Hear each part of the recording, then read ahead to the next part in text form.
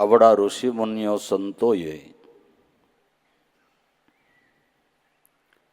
3 માર્ગ બતાવ્યા છે. કર્મ માર્ગ, ભક્તિ માર્ગ અને જ્ઞાન માર્ગ. 3 માર્ગની યથાર્થ સમજણ સમજીને પંથ કાપી અને પરમાત્માના મુકામ સુધી પહોંચાય છે.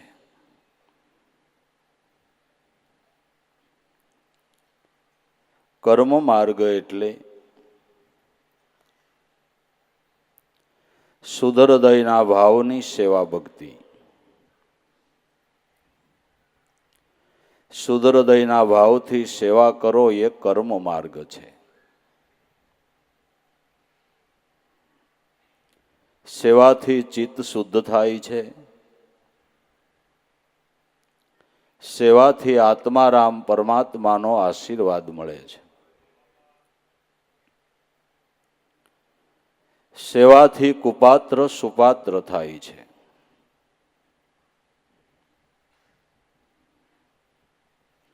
સામા આત્માની પ્રસન્નતા લેવા માટેનું ઉત્તમ સાધન સેવા છે. શુદ્ધ હૃદયના ભાવથી સેવા કરીએ એ કર્મ માર્ગ.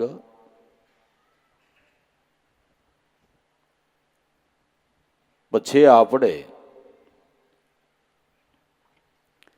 જે ધ્યાનની મૂર્તિ નક્કી કરી છે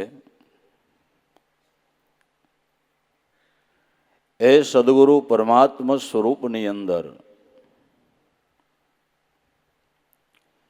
અનન્ય ભાવ એ ભક્તિ માર્ગ છે.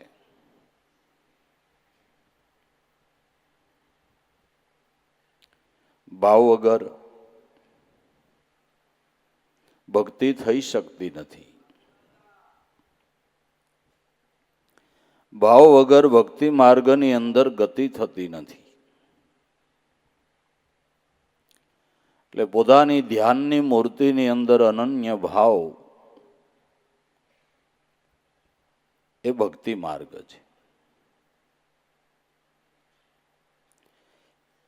સેવા કરી આવો ભાવ કરી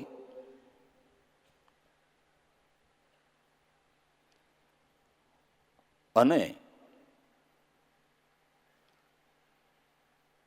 શુદ્ધ હૃદયથી સદગુરુ પરમાત્માનું ભજન કરો એ જ્ઞાન માર્ગ છે.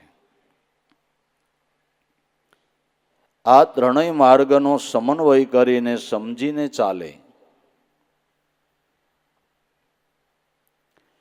એનો પંથ જલ્દીથી કપાય છે અને મુકામ સુધી પહોંચે છે.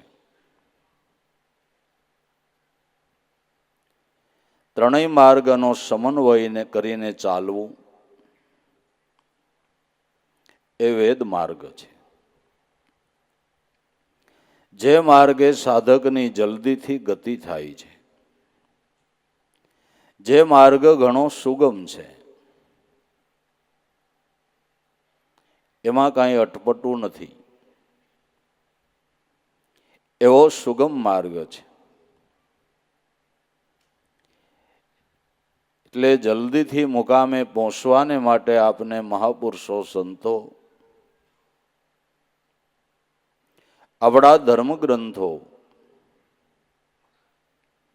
વેદ માર્ગે ચાલવાનું કહે છે, જ્ઞાન માર્ગે ચાલવાનું કહે છે.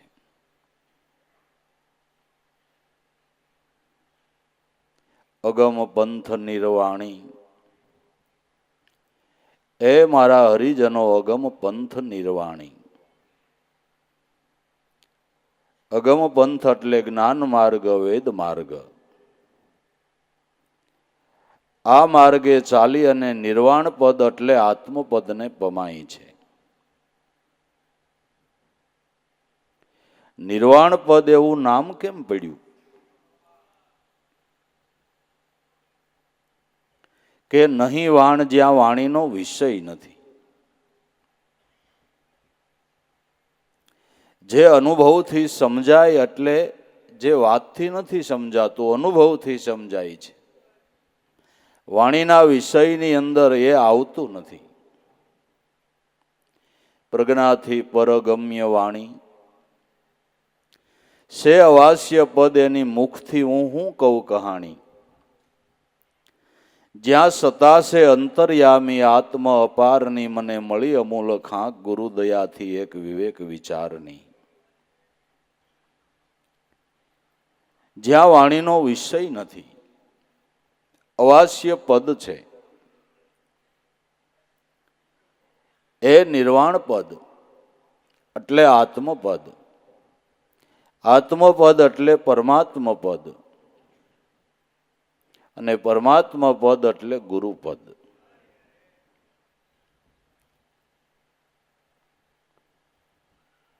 એ મુકામ આ વેદ માર્ગે, જ્ઞાન માર્ગે હાલવાથી જલ્દી આવે છે. અગમ પંથ નિર્વાણી, મારા હરિજનો અગમ પંથ નિર્વાણી. આ એક થકી અનેક બન્યા છે પશુ પંખી ને પ્રાણી. પરમાત્મા આદિ અનાદિથી એક છે. ઈશ્વર અનેક નથી, આપણી સમજણે અનેક ગણતા હોય તો એક વાત જુદી છે.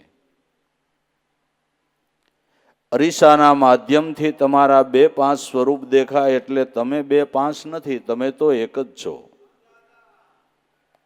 પણ અરીસાના માધ્યમથી તમારા દેહના 5 પ્રતિબિંબો દેખાય એટલે તમે 5 નથી, તમે તો એક જ છો.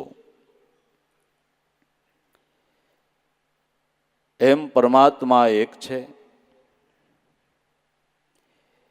એના પ્રતિબિંબો અનેક છે.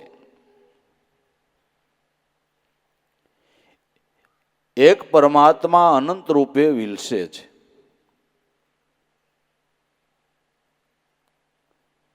અનંત રૂપે વિલસવાની એની શક્તિ છે. ઘડીકમાં તાઈસો કરવાની એની શક્તિ છે. ધારે તો વામન બની શકે, ધારે તો વૈરાટ પણ બની શકે. ધારે તો નરસિંહ બની શકે ને ધારે તો મત્સ્ય બની શકે, ધારે તો કશ્યપ બની શકે. રામ રૂપે પ્રગટે અને કૃષ્ણ રૂપે પ્રગટે, દાદા રામદેવજી રૂપે પ્રગટે. જ્યારે જેવી જરૂર એવું એણે સ્વરૂપ ધારણ કર્યું છે, પણ અનેક નથી, એકનો એક છે. જેમ બહુરૂપી નોખા નોખા રોજ વેશ કાઢીને આવે, આપને ખબર હોય કે કાલ આ રાજા થઈને આવ્યો તો એ જ આજ પાછો સાધુ થઈને આવ્યો છે. ત્રીજે દી એ જ પાછો ડાગલો થઈને આવ્યો છે. આપને ખબર છે કે આ તો બહુરૂપી છે, રોજ નવો નવો વેશ કાઢે છે, પણ છે ઈનો ઈ. તો દુનિયામાં જ્યાં નજર કરો જે જોવો એ પરમાત્મા સ્વરૂપનો વિલાસ છે. એક થકી અનેક બન્યા છે. પશુ પંખી ને પ્રાણી એક પરમાત્મા અનંત રૂપે વિલસ્યો છે. એ પરમાત્માને ઓળખવા, એને જાણવા, એને પામવા આપણા ઋષિ મુનિઓએ, આપણા સંતોએ કર્મને સાંખ્ય 2 યોગ કહાયા. વેદ ધર્મ પરમાણી, કર્મ અને સાંખ્ય 2 યોગ કીધા છે. તો કર્મયોગ, સેવા કરો એ કર્મયોગ છે, અને સ્મરણ કરો એ સાંખ્ય યોગ, જ્ઞાન યોગ છે. આ 2 યોગની અંદર ભક્તિભાવની જરૂર છે ને. સેવા કરો એની અંદર પણ ભક્તિભાવની જરૂર છે, સ્મરણ કરો એની અંદર પણ ભક્તિભાવની જરૂર છે. કર્મને સાંખ્ય 2 યોગ કહાયા. વેદ ધર્મ પરમાણી, સેવા કરી હરિગુરુ સંતને એના ચરણેથી લક્ષ્ય લઈ અને સાંખ્ય યોગને સમજી અને ભજન સ્મરણ કરો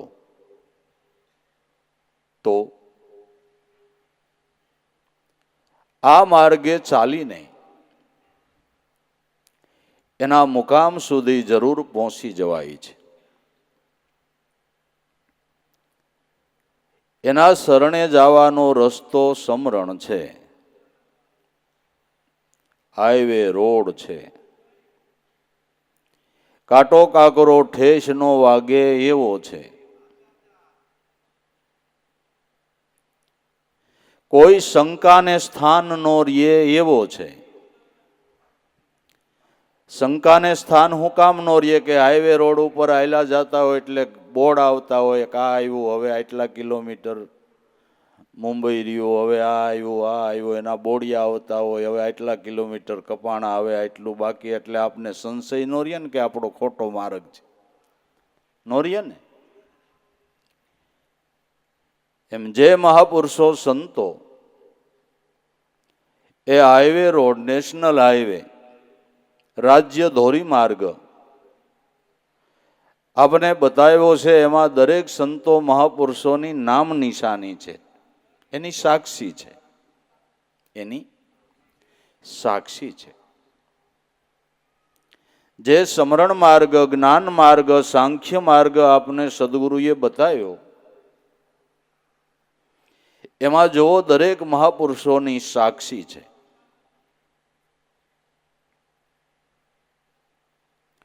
અહોંગ સોહમના જાપ જપી લે તો રાગ ઉઠે ઓંકારા, પાંસકો મારતો તારે આંસ નો આવે, અખંડ ધૂન લાગે તારે એની સાથે એક તારા, રટી લે મન રામ નામ રણુકારા. જે માર્ગે આપને સદગુરુએ ચડાવ્યા એમાં માધવદાસના અનુભવનું બોડિયું છે ને, એમાં એના અનુભવનું આ બોડિયું છે. નારદ સારદ શિવ શનકાદિક આ નામને ઉચારા, ખબર વિનાયેલા ખાલી ક્યું ખોતા, 21 સસે હજારા, રટી લે મન રામ નામ રણુકારા. આ સાક્ષી છે એની. 5 को मार 25 को मनाई ले, उसकी पकड़ ले સીલ સોટી, ઓહંગ વિસારી અને સોહમને સંભાળો તો ગોરખ કે તમારી બુદ્ધિ વખાણું મોટી.